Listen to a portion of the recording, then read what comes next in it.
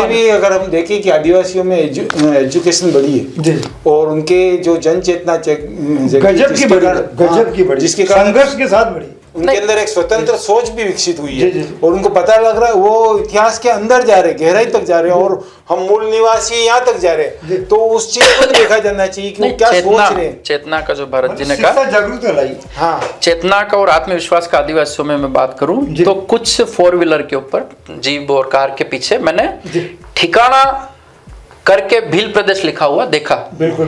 तो ये कहीं ना कहीं उनके अंदर चेतना और आत्मविश्वास जैसा जो डेवलप हुआ है वो है, क्योंकि आज तक मैंने पहले कभी नहीं देखा था। आज से 2-3 साल पहले अपन जाएं तो ठिकाना और भील प्रदेश जैसे शब्द यहाँ पर गाड़ियों पे लिखते हुए लोग डरते थे, लेकिन आज उनमें वो आत्मविश्वास डेवलप हुआ। तो कहीं ना कहीं ये समझता हूँ कि आदिवासियों में जन चेतना आई है। तो ये भी देखने को मिला कि जैसे पहले आदिवासी अपने आप को चरपोटा, नीना, मार, मसा, डोडिया, है ना, डोकी, इस तरह, लेकिन अब वो देखे युवाओं में तो आदिवासी लिखा था।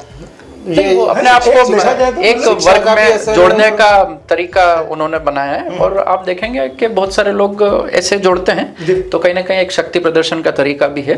और आदिवासी वो जातियों में मतलब उनमें भी जो फिरके होते हैं उस तरह से तो होते। तो बड़ी अच्छी बात ये है कि जो हिंदू धर्म में वर्ण व्यवस्था है उसमें आदिवासी कहाँ फिट बैठते हैं। अच्छा। कौन से वर्ण में आते हैं। हमारे यहाँ पे एक संत हुए हैं मामा बालेश्वर दयाल, उन्होंने एक बार इस विषय के ऊपर काम किया तो वो गए शंकराचार्य के पास में। तो बालेश्वर दयाल आदिवासी तो नहीं थे? नहीं, वो ब्राह्मण चिंतक थे, ब्राह्मण थे, है ना। जैसे गोविंद गुरु, संत गोविंद गुरु बात करें वो ओबीसी थे, बंजारा थे। उनके हित के बारे में, उनके हित के बारे में वो गए शंकराचार्य के पास। वो द्वारिका में नहीं मिले तो फिर कश्मीर गए। वहां से एक लेटर लिखवा करके लाए कि आदिवासियों को जनेऊ पहनने का अधिकार है और फिर उन्होंने अभियान चलाया। तो वो वर्ण व्यवस्था के अंदर फिट करना चाहते पर आदिवासी में अभी भी आप देखोगे इस व्यवस्था के अंदर कहाँ है ये, इसका प्रश्न का उत्तर तो दिया जाना मतलब जनेऊ पहनने का अधिकार नहीं होना कुल मिला के वर्ण व्यवस्था में है ही नहीं। अच्छा, उनको कैसे दिया जा सकता है ये अधिकार, कैसे वो ये तो सिर्फ मतलब ब्राह्मणों को ही है। नहीं, हम लोगों को तो जनेऊ पहनने का अधिकार नहीं है। जब शादियां करते हैं हम लोग तो पहनते हैं, जब शादी होती है पवित्र संस्कार जब होता है तब शादी करते तब जनेऊ पहनाते बाकी हिंदुओं को। अच्छा, वो अधिकार नहीं। मैंने शादी करी, मैंने तो नहीं पहनी थी और ब्राह्मण पुजारी आया था। तो मुझे जहाँ तक जानकारी है कि अधिकतर ब्राह्मण ही पहनते हैं और ब्राह्मण में भी पुरुष, महिलाएं नहीं। अच्छा, तो ये कह सकते हैं ब्राह्मण पुरुष ही जनेऊ। हाँ, वो धार्मिक अपने विषय पे मतलब ये धार्मिक नहीं, ये जाति वर्ण व्यवस्था का स्पेशल हो गया।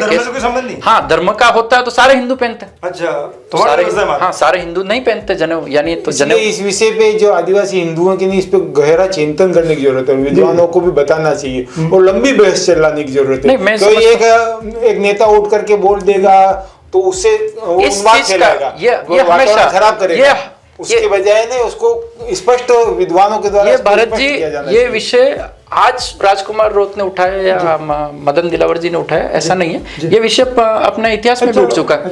तो मैं समझता हूँ इस विषय को एक बार अच्छे से चर्चा करके उसको खत्म कर देना, चर्चा करनी चाहिए। मतलब आदिवासी हिंदू है या नहीं, हाँ भाई, जैसे संसद में डिबेट होती है, वास्तविकता क्या है, जैसे उर्दू में कहते हैं गुफ्तगू मतलब हुज्जत ना करें। हाँ, वास्तविकता क्या है, तथ्यों पे बात करें, उनका जो ऐतिहासिक परिप्रेक्ष्य में देखकर बात करें और उसको एक स्थापित कर दिया जाए कि आदिवासी हिंदू है या नहीं है।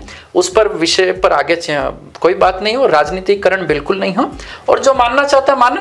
भारत में धर्म परिवर्तन की भी इजाजत है, अधिकार है। तो मैं समझता हूँ इस विषय को खत्म करना चाहिए। वनवासी भी कहा जाता है वनवासी कहने के बजाय अगर एक मंत्री ने कहा था इस वनवासी कहने के बजाय हमको जंगली को ज्यादा अच्छा। इस मंत्री ने कहा था, मैंने YouTube पे देखा था। अच्छा, संसद में कहा उसने हम वनवासी नहीं है, हमको जंगली के दो तो चल जाएगा। तो आप तो ये थोड़ा सा आपको ज्ञान होगा तो दर्शकों को नहीं, देखो 2-3 शब्द हैं, आदिवासी, वनवासी और जनजाति। तो जनजाति की बात करें तो भारत के संविधान में जनजाति यानी शेड्यूल्ड ट्राइब, वैसे आदिवासी शेड्यूल्ड ट्राइब का एक हिस्सा है।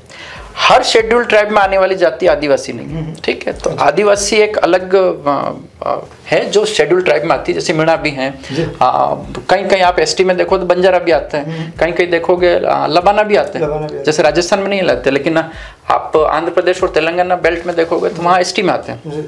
तो हर एसटी में आने वाली जाति आदिवासी नहीं होती। और वनवासी जो है वो अक्सर संघ और संघ पृष्ठभूमि के जो संगठन है उनके द्वारा यूज किया जाता है। तो एक अपना अपना, और उनके वनवासी कल्याण परिषद आरएसएस की एक संगठन चलता है जो शिक्षा के क्षेत्र में काम करता है, आदिवासियों के बीच में रहकर काम करता है। तो वो संगठन वनवासी कल्याण परिषद के नाम से चलता है और उनको वनवासी कहा जाता है। तो ये लोगों के ऊपर है कि आप अपने आप को आदिवासी मानते हैं, वनवासी मानते हैं या जनजाति मानते हैं। तो वनवासी का पर्टिकुलर देखा जाए तो जो वनवासी कल्याण परिषद में आप देखोगे तो बहुत सारे आदिवासी काम कर रहे हैं और उन्होंने वनवासी शब्द अपने लिए स्वीकार कर लिया। तो ये टोटली वनवासी और आदिवासी शब्द एक व्यक्तिगत विचार के रूप में है, लेकिन आज की तारीख में देखें तो राजनीतिक रूप से कहें तो पर्यायवाची शब्द मान लेना। नहीं, पर्यायवाची शब्द नहीं कह सकते, पर्यायवाची शब्द नहीं, ये पर्यायवाची शब्द बिल्कुल नहीं है। ये मूल निवासी, आप उसको मूल निवासी कह सकते हैं आदिवासी।